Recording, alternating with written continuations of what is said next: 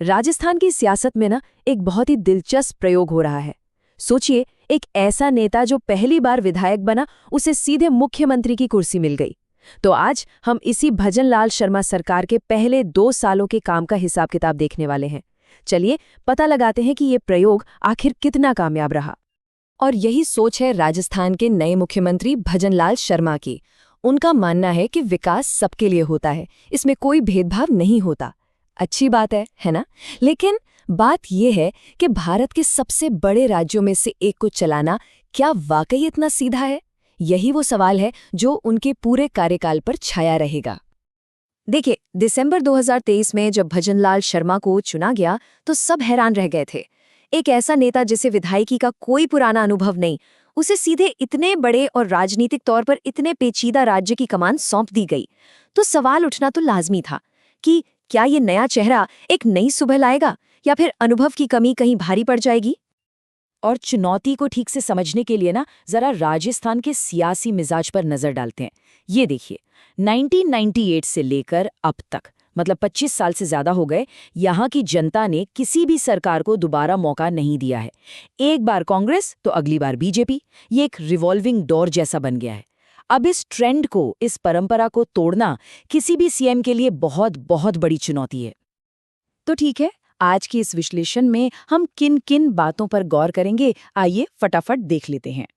हम बात करेंगे इस अप्रत्याशित नेता की, उनके बड़े वादों की, 2 साल में क्या काम हुआ उसकी रिपोर्ट देखेंगे, बजट को समझेंगे और आखिर में चुनौतियों और आलोचनाओं पर भी नजर डालेंगे।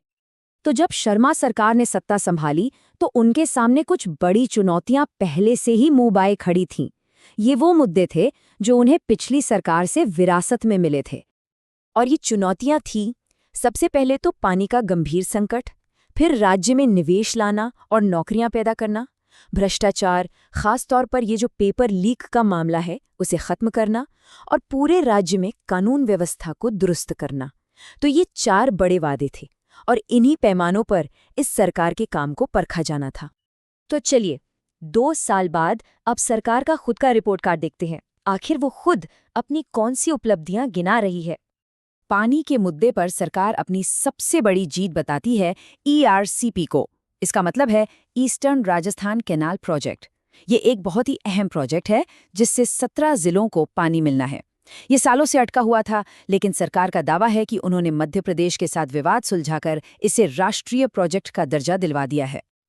अब बात करते हैं निवेश की। सरकार एक बहुत बड़ा आंकड़ा सामने रखती है, 35 लाख करोड़ रुपए। ये वो रकम है जिसके शुरुआती समझौते राइजिंग राजस्थान समिट में साइन हुए थे। वाकई ये एक हैरान कर देने वाला आंकड़ा है। लेकिन देखिए, सिर्फ कागजों पर समझौते होना एक बात है। सरकार का दावा है कि इन 35 लाख करोड़ में से 7 लाख करोड़ रुपए की परियोजनाएं जमीन पर उतर भी चुकी हैं, मतलब उन पर काम शुरू हो गया है। अब अगर ये आंकड़ा सही है तो 2 साल के हिसाब से ये वाकई एक बहुत बड़ी कामयाबी मानी जाएगी। और जो पेपर लीक का बड़ा मुद्दा था, उससे निपटने के लिए सरकार ने एक 3 स्टेप एक्शन प्लान अपनाया।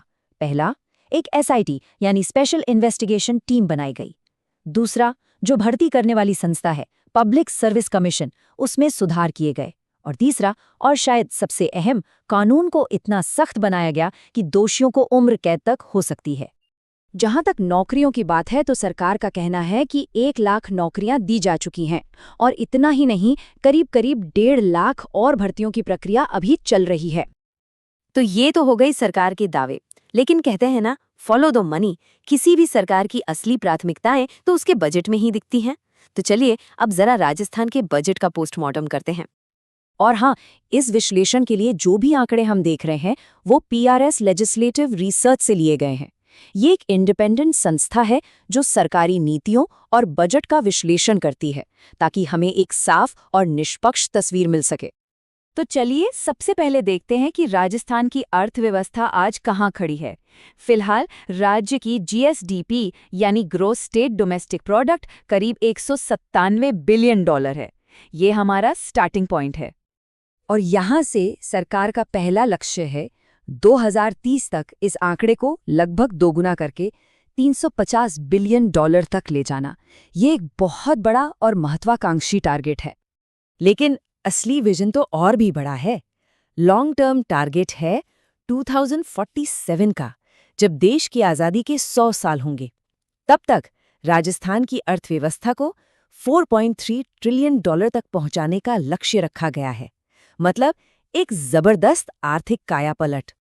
मगर इन बड़े बड़े सपनों के बीच एक जमीनी हकीकत भी है, और वो है राज्य का बजट। ये देखिए, राज्य की जो कुल कमाई है ना, उसका आधे से ज्यादा हिस्सा तो सैलरी, पेंशन और पुराने कर्ज का ब्याज चुकाने में ही चला जाता है। इसका सीधा मतलब ये है कि नई योजनाओं और विकास के कामों के लिए सरकार के हाथ में बहुत कम पैसा बचता है। और इस पैसे की तंगी का असर साफ साफ दिखता भी है।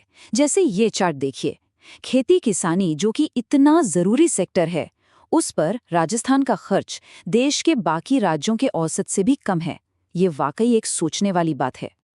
ठीक है, तो अभी तक हमने सरकार और उसके दावों की बात की, लेकिन सिक्के का दूसरा पहलू भी तो देखना जरूरी है। विपक्ष का क्या कहना है? अब जरा चुनौतियों और आलोचनाओं का रुख करते हैं। सबसे बड़ा मुद्दा जो विपक्ष उठाता है वो है कानून व्यवस्था का। उनका सीधा आरोप है कि राज्य में हालात खराब हुए हैं। वहीं मुख्यमंत्री इन दावों को आंकड़ों से काटते हैं।